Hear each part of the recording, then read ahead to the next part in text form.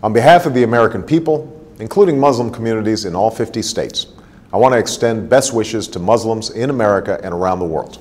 Ramadan Kareem. Ramadan is the month in which Muslims believe the Quran was revealed to the Prophet Muhammad, beginning with a simple word, Iqra.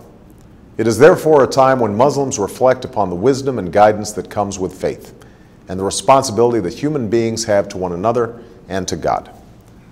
Like many people of different faiths who've seen Ramadan through our communities and families, I know this to be a festive time, a time when families gather and meals are shared. But I also know that Ramadan is a time of intense devotion and reflection, a time when Muslims fast during the day and perform Taraweeh prayers at night, reciting and listening to the entire Quran over the course of the month.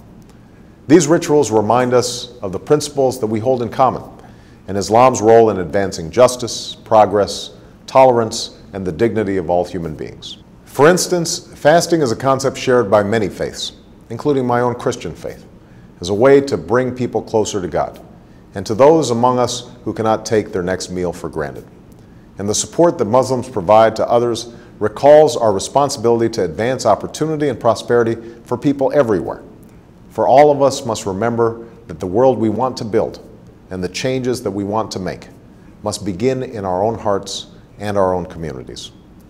This summer, people across America have served in their communities, educating children, caring for the sick, and extending a hand to those who have fallen on hard times.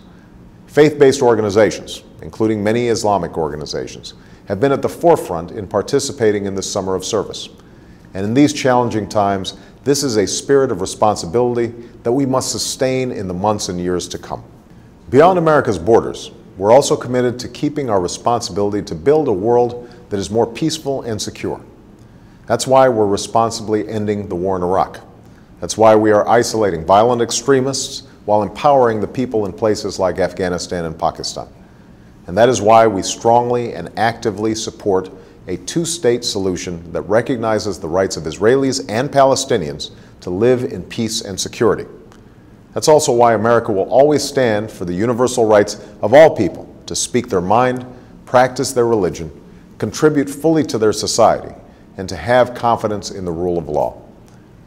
All of these efforts are a part of America's commitment to engage Muslims and Muslim-majority nations on the basis of mutual interest and mutual respect. And at this time of renewal, I want to reiterate my commitment to a new beginning between America and Muslims around the world. As I said in Cairo, this new beginning must be borne out in a sustained effort to listen to each other, to learn from each other, to respect one another, and to seek common ground. I believe an important part of this is listening. And in the last 2 months, American embassies around the world have reached out not just to governments, but directly to people in Muslim-majority countries.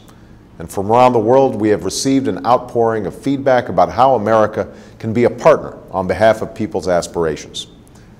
We have listened, and like you, we are focused on pursuing concrete actions that will make a difference over time, both in terms of the political and security issues that I've discussed, and in the areas that you have told us will make the most difference in people's lives. These consultations are helping us implement the partnerships that I called for in Cairo, to expand education exchange programs, to foster entrepreneurship and create jobs, and to increase collaboration on science and technology while supporting literacy and vocational learning. We're also moving forward in partnering with the OIC and the OIC member states to eradicate polio, while working closely with the international community to confront the common health challenges like H1N1, which I know is of particular concern to many Muslims preparing for the Hajj. All of these efforts are aimed at advancing our common aspirations, to live in peace and security, to get an education and to work with dignity, to love our families, our communities, and our faith. It will take time and patient effort. We cannot change things overnight, but we can honestly resolve to do what must be done while setting off in a new direction toward the destination that we seek for ourselves and for our children. That is the journey that we must travel together. I look forward to continuing this critically important dialogue and turning it into action. And today, I want to wish Muslims across America and around the world a blessed month as you welcome the beginning of Ramadan. May God's peace be upon you.